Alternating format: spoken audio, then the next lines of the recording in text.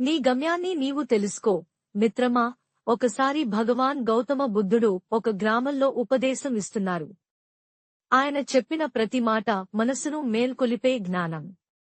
ఆ రోజు ఆయన ఒక ముఖ్యమైన విషయాన్ని చెప్పారు.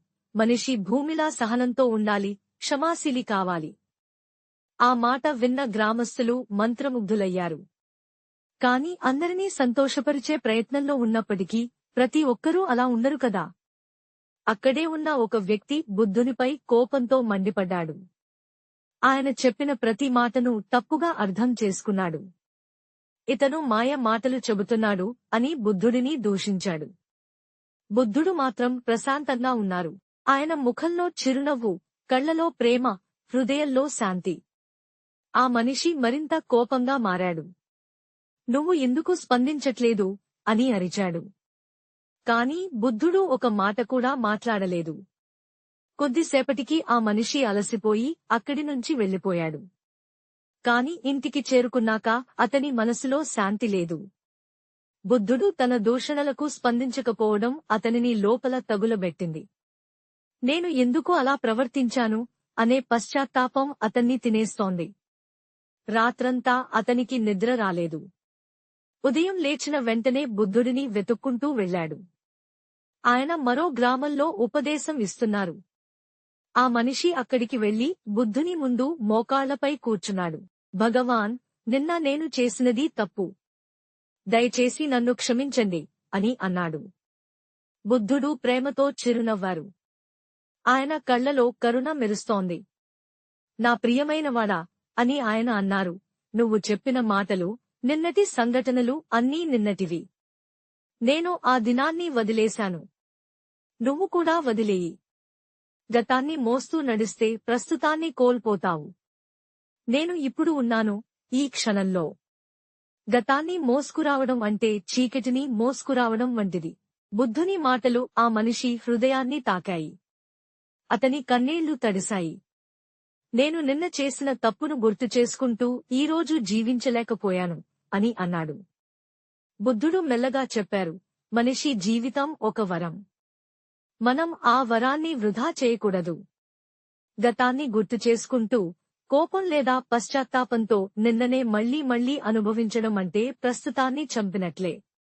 నిన్నటి తప్పులను గుర్తుంచుకోవాలి, కానీ వాటిని మళ్లీ పునరావృతం చేయకూడదు. నిన్నటి దుఃఖం నిన్నటిదే, అది ఈరోజుకి చెందదు. ఆ మనిషి బుద్ధుని మాటలు విన్నాక లోతుగా ఆలోచించాడు. అతనికి నిజమైన మార్పు కలిగింది. ఆ రోజు నుంచి అతను క్రమంగా బుద్ధుని శిష్యుడయ్యాడు. కోపం, ద్వేషం, అసూయ అన్నీ వదిలి ప్రేమ, క్షమ, శాంతి దారిలో నడవసాగాడు. మనందరం జీవితంలో తప్పులు చేస్తాం. ఎవరో మనపై అన్యాయం చేసినప్పుడు కోపం వస్తుంది. ఎవరో మనను అవమానించినప్పుడు మనం లోపల మండిపోతాం. కాని ఆ కోపం మనల్ని కాలుస్తుంది. కోపం అంటే అగ్ని. దాన్ని మన చేతిలో పట్టుకున్నప్పుడు ముందుగా మనమే కాలిపోతాం. బుద్ధుడు మనకు చెప్పారు, గతం గడిచిపోయింది. భవిష్యత్తు ఇంకా రాలేదు. మనకు ఉన్నది ఒక్క క్షణమే, అదే ప్రస్తుత క్షణం. మనకు గతాన్ని మార్చే శక్తి లేదు. భవిష్యత్తు ఎలా ఉంటుందో మనం ఊహించలేము.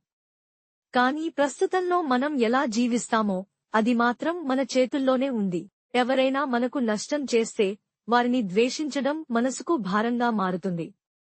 వారిని క్షమించడం అంటే వారిని మన్నించడం కాదు, మన హృదయాన్ని విముక్తం చేయడం. బహుశా మనం అనుకుంటాం, వారిని క్షమిస్తే నేను బలహీనుడినవుతాను, కానీ కాదు. క్షమించగలిగినవాడు అత్యంత బలవంతుడు. ఎందుకంటే క్షమ అంటే మన అంతరంగంలోని విషాన్ని వదిలిపెట్టడం. అది మన మనసులోని భారాన్ని తీసివేస్తుంది. బుద్ధుడు చెప్పినట్లుగా గతాన్ని పట్టుకోకు. వదిలేయి. ప్రతిరోజు కొత్తది. జీవితంలో ఎన్నిసార్లు విఫలమయ్యినా, ఎన్నిసార్లు తప్పులు చేసినా మనం వాటిని పాఠాలుగా తీసుకుంటే చాలు. ప్రతి తప్పు మనకు కొత్త జ్ఞానాన్ని ఇస్తుంది. కానీ వాటిపై పశ్చాత్తాపం మాత్రమే మన శక్తిని తగ్గిస్తుంది. నిన్న మనం ఎలా ఉన్నాం అనేది ముఖ్యం కాదు. రేపు ఏమవుతామో కూడా ఎవరికీ తెలియదు. కాని ఇప్పుడే మనం ఎలా ఉన్నాం, ఎలా ఆలోచిస్తున్నాం, అదే మన జీవితాన్ని నిర్ణయిస్తుంది. మనలో చాలా మంది గతం వలన బాధపడుతూ ప్రస్తుతం జీవించలేకపోతున్నారు. జీవితం నిన్న కాదు, రేపు కాదు, ఇప్పుడు జరుగుతోంది. ప్రస్తుతంలో ఉండటం అంటే మన ఆలోచన, మన శ్వాస, మన చర్య అన్నీ ఈ క్షణంలో మేల్కొని ఉండటం. ఇది బుద్ధుడు నేర్పిన జాగరూకత అనే బలమైన మార్గం. మనిషి సంతోషంగా జీవించాలంటే ఒక చిన్న రహస్యం తెలుసుకోవాలి. గతం మీద పశ్చాత్తాపం వద్దు, భవిష్యత్తు మీద భయం వద్దు, ప్రస్తుతంలో ప్రేమతో జీవించు. అదే బుద్ధుడు నేర్పిన మార్గం. మన మనసు ప్రశాంతంగా ఉన్నప్పుడు ప్రపంచం కూడా మనతో ప్రశాంతంగా ఉంటుంది. మన మనసులో కోపం ఉన్నప్పుడు ప్రపంచం కూడా శత్రువులా కనిపిస్తుంది. జీవితం మారుతుంది, కాలం మారుతుంది, మనం కూడా మారాలి. కానీ మార్పు ప్రారంభమయ్యేది మన అంతరంగం నుంచి మాత్రమే. మనం ఎప్పుడైనా కోపంతో ఉన్నప్పుడు, ఎవరో మనకు నష్టం చేసినప్పుడు, లేదా మనమే తప్పు చేసినప్పుడు బుద్ధుని మాటలను గుర్తు చేసుకోండి. నేను గతంలో ఉండను, నేను ఇప్పుడు ఉన్నాను. ఈ క్షణమే నా జీవితం. మనలో శాంతి మొదలవుతుంది మనం క్షమించిన క్షణంలోనే. మనలో సంతోషం మొదలవుతుంది మనం వదిలేసిన క్షణంలోనే. ప్రతిరోజూ ఒక కొత్త ప్రారంభం. ప్రతి ఉదయం మనకు అవకాశం ఇస్తుంది. ఇప్పుడే జీవించు, ప్రేమతో జీవించు, క్షమతో జీవించు. కోపం మనలో ఉండనివ్వకు. గతాన్ని వదిలిపెట్టు. ప్రతిరోజు కొత్త జీవితం లాగా భావించు. క్షమతో, ప్రేమతో, శాంతితో ముందుకు సాగు. గతాన్ని మరిచినవాడు ప్రశాంతంగా జీవిస్తాడు. ప్రస్తుతాన్ని ఆస్వాదించినవాడు సంతోషంగా జీవిస్తాడు. భవిష్యత్తుపై నమ్మకం ఉంచినవాడు విజయవంతంగా జీవిస్తాడు. ఈ సందేశం మనలోని బుద్ధుడిని మేల్కొలిపేలా చేసుకుందాం. ఇప్పుడే జీవిద్దాం. ఇప్పుడే ప్రేమిద్దాం. ఇప్పుడే సంతోషిద్దాం. Thank you. Keep smiling. Keep growing. Please like, share and subscribe our channel and support us.